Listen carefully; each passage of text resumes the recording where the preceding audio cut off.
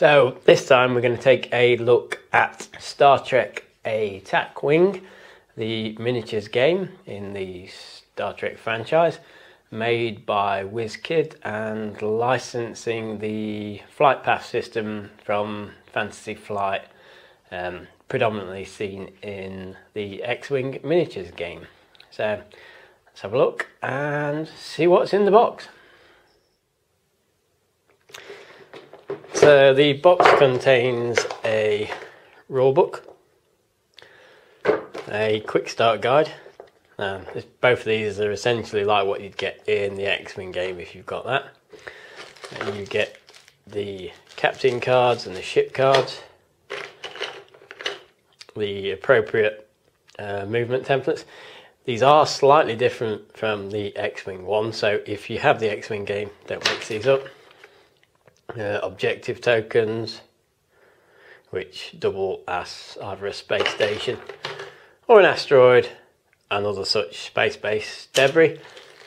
Damage cards, deck of critical damage cards, or face down for all. Movement dice, movement dials, again, each one for each type of ship, and the 3 models. So we have the Romulan warbird, which is difficult to get out one-handed, which is the Dideridex class warbird, the Galaxy class Federation vessel, most famous for being the USS Enterprise, and the Klingons get a Vorcha class attack cruiser. So that's the models. There is also, it comes with a set of dice and other such tokens. Now I've put mine in a Plano box because it makes it easier to get them out. You have a picture of each of the captains, so the Klingons, Federation, there's Jean-Luc Picard. 5 attack dice, hit, battle stations, critical hit, and such. And the 5 matching evade dice. So we have evade, battle stations, and that's all that's on there. Some target lock tokens, shield tokens, mission tokens, and we've got the bases here for the individual ships. So the generic Dideridex class, or the IRW Kahaza, is that, I think? I don't know. And the bases, and the text. Some evade tokens, all the usual tokens. If you've seen X-Wing miniatures game, then again it's pretty similar. If not, it's straightforward, and we'll show you that in the run through of the game. So that's what you get in the box. One of the things I want to address before we move on to the gameplay example is a topic that is being done to death on the internet, and that's the quality of the attack wing models.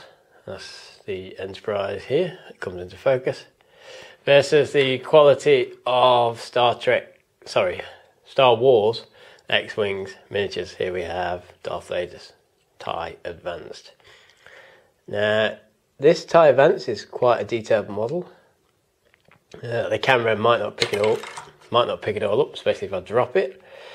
It's well painted, accurate, quite a nice model. And the Enterprise here is accurate, it's fairly detailed, and it's not so well painted, but it has, as you can hopefully just about see there, got details of the impulse drives, the warp nacelles, and underneath we have the deflector dish and detail of the underneath crew compartments and so on. The Dideridex bed of prey has one glaring problem, and that's the, I don't know, let's see if we can pick it up. The warp nacelles are glowing blue. It's also a little bit of a problem where it's stuck together in two halves, but nothing major. Again though, it has detail across the top, has detail around the bridge, has detail underneath. The colours are a bit off, but again, nothing major. It's quality plastic, and that's one of the differences. This, you're not really going to know unless you have it in hand, but this TIE Interceptor, beautiful model, difficult to get hold of, but yeah, beautiful model nonetheless, is delicate. The plastic is lightweight, it's fragile. I'm not going to drop this. If this was to be manhandled in a game, it's tough, thick plastic. So yes, the quality of these models isn't as good as X-Wing's miniatures. The quality is fine. I've not yet seen the original Enterprise in the flesh, but apparently that's quite small, but we'll see. I need to get it anyway, so stand by for a review of that when I get the model. Anyway, let's move on to actually looking at a game turn or two and see how this game plays. So here we have the table set up to play. I've got the USS Enterprise on this side of the board. There's a planet in the middle, a space station token there, some asteroids here just for flavour. It's a straight out dogfight for this one. And we've got the Maktar over there. So on the Maktar we have Captain Nudak, and there's the stats cards for the Maktar. It's carrying the advanced weapon system, so it can fire whilst cloaked, and obviously once to fire while cloaked, it's got the photon torpedoes. Over here we have the USS Enterprise with Riker in charge. Data's tagging along for the ride, and she too is carrying photon torpedoes. Now normally on the base we'd have the captain tokens. For this example, I'm not going to bother fiddling to put those on. It'll show you who's captain in the ship. Right, so what you do is the first player with the highest pilot skill would rotate this route. So what you do is each player has a manoeuvre dial, as shown earlier, and that has a range of manoeuvres on it. And what you do is you'd select one of these manoeuvres. If it's white or green, all is well. If it's red, you'll go to auxiliary power. So what we'll do is I'll just select one for the Enterprise.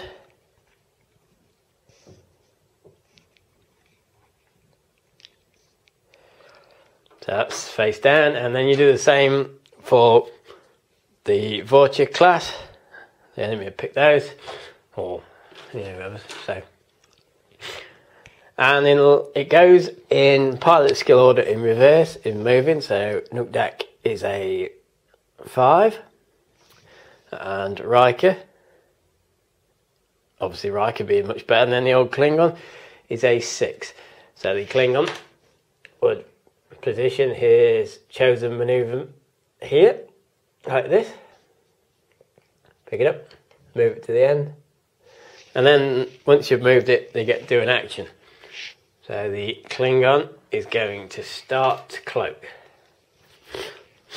Oh, excuse me. And the Enterprise is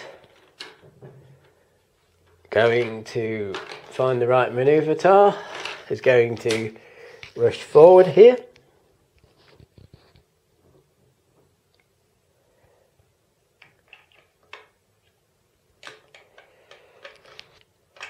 Like so, and as an action, the Enterprise is going to try to target lock actually. So there's the Klingon, we'll get the range ruler, and as we can see, the Klingons are in.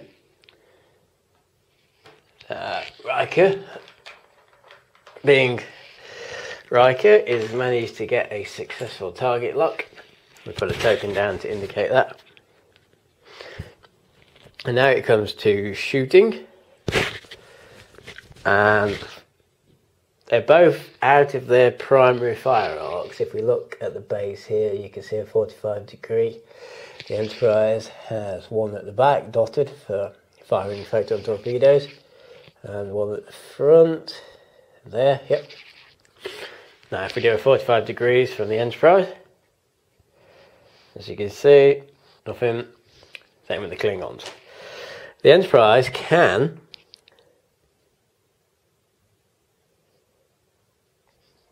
get the camera to focus. The Enterprise, as it says, instead of making normal attack with your primary weapon, you may fire in any direction at 1 to 2 range with 3 attack dice. Now, the Klingons are at range 3, so nobody's going to shoot for this turn, but the Enterprise got the target lock on the Klingons before they cloaked. So, again, secret dials are done.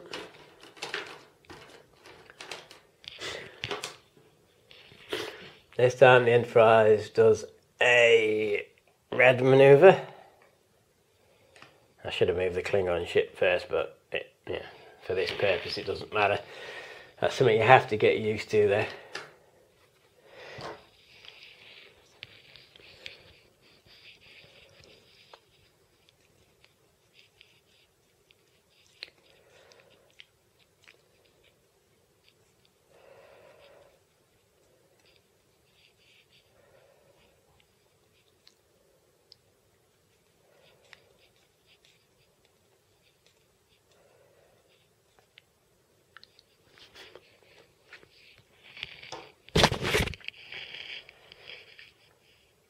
Right, so the Klingon captain has selected his move and he's going to tuck forward and he's going to target lock the Enterprise.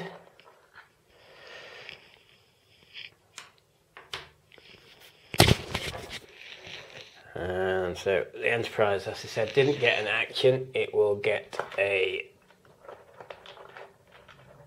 auxiliary power token because it stressed the engines doing that manoeuvre. But the Enterprise is in range of the Klingon ship. Still range, it's range, just range 3.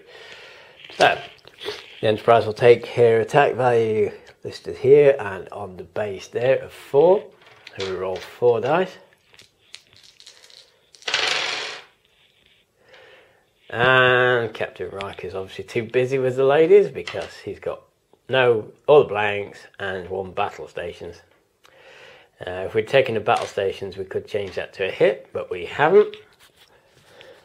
We didn't get an action. Now under this, normally the Klingons would roll 1 defense die, and that was an evade. So they did. There's no hits, but they'd evade it. But because they're cloaked, they get 4 more dice. So they roll 5 defense dice plus 1 because they're at range 3. As it shows on the ruler here. That's nice because it doesn't do that on the X-Wing ruler. You just have to know that from the rules. So it's back to secret manoeuvres, and the Enterprise has to do one that's green if it wants to do an action. So it's going to go 1 forward. Ass has the Klingon captain, but he's going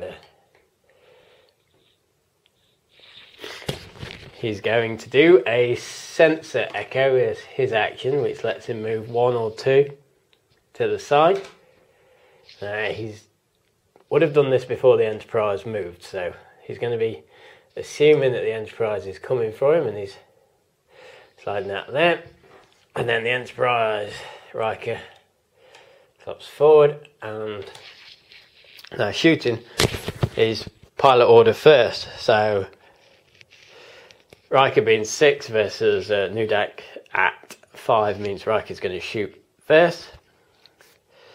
So, but Riker's going to use his photon torpedoes. So he's going to action. He's going to disable this. And he's going to spend his target lock. So he takes this off him and off the other end. And then he gets to roll 5 dice.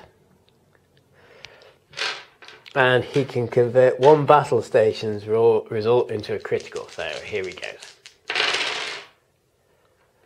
Which, again, is a terrible roll. 2 blanks, battle station, so we'll turn the battle station into that. And that's 1 battle station into a critical. Now it should be noted that the Klingon is cloaked. So at the moment his shields are disabled. But he does get 5 dice to defend. Doesn't get the extra one because of the range, because it's a secondary weapon. And evade. So he's managed to avoid the Enterprise's attack. And off we go again. So the next move, the Enterprise is going to turn around the planet. But we'll actually remember to do the Klingons first this time. So the Klingon is going to come about. He has a manoeuvre that lets him turn right round. He'll do that. However, that manoeuvre will stress him out because it's a red manoeuvre.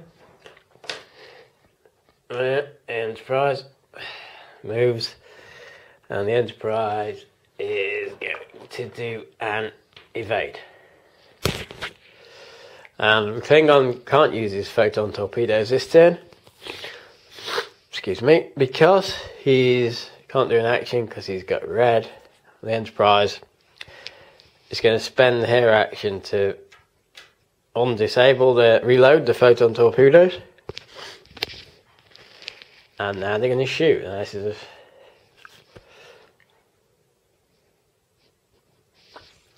what we're going to do is we're going to disable the advanced weapon system, which will allow the Klingons to fire. So the Enterprise is going to shoot with an attack value of 4. Much better. That's 3 normal hits and 1 critical hit. So the Klingons at range 2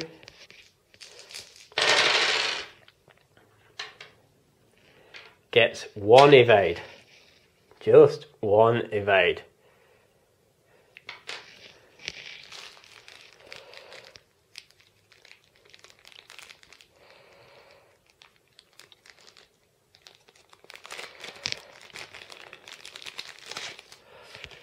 That means that we take this damaged deck here and we issue, because we cancel non-critical hits first, so the evade cancels that 1 there.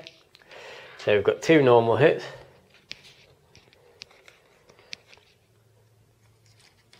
There we go, 2 on the Klingon. And one of these cards is dealt face up. And we have injured captain. You cannot use your captain's text or any of the captain's upgrades. Now, Captain Newdeck hasn't got an elite symbol at the bottom, so he hasn't got an elite talent. But when attacking, he may convert 1 battle station's result, get that into focus, into a hit. He can't use that now. And he's also only 2 points off of being dead. Right, he gets his shot back at the Enterprise.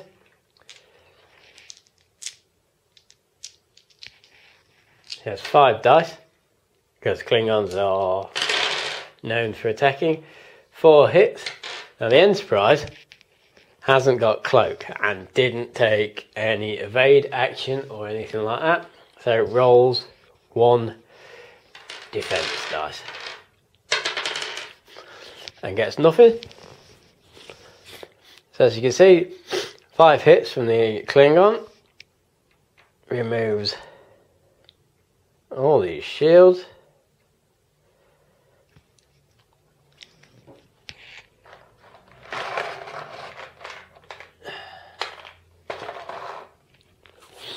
And issues a face-up damage.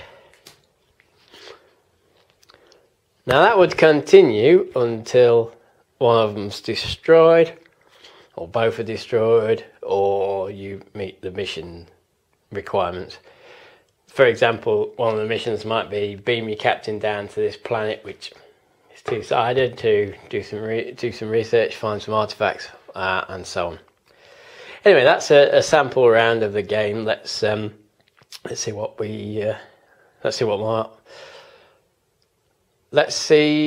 I think about it in the wrap up. Okay, so that was Star Trek Attack Wing, a very good game. Uses the flight path system from Fantasy Flight, the same one that's used in X-Wing. And initially I thought, well, the games would feel a bit similar. I mean, X-Wing is essentially dogfighting. The Star Trek ships are capital ships, so nobody should be dogfighting with capital ships. But after playing a few rounds of the game, it doesn't feel anything like X-Wing. It's definitely slower. The ships don't maneuver as well. They take a much more of a pounding, and the crew and the reloading of weapons makes a real big difference to the game. So if you have X-Wing and aren't a Star Trek fan, or are only mildly interested in Star Trek, then stick with X-Wing. If you're a Star Trek fan, it's a no-brainer. And if you're undecided on miniatures games, then, well, the choice is yours. Fast-packed dogfights in X-Wing with slightly more high-detailed models, and at the moment more to choose from, although I think Star Trek Attack Wing will beat that in the end. Or if you want more thematic, slower, plodding sort of capital ship fights, then Star Trek Attack Wing it is, but you can't go wrong with either X-Wing or Star Trek. So that's my opinion, and thanks for watching yet another Lord Splodge gaming review. Stay tuned.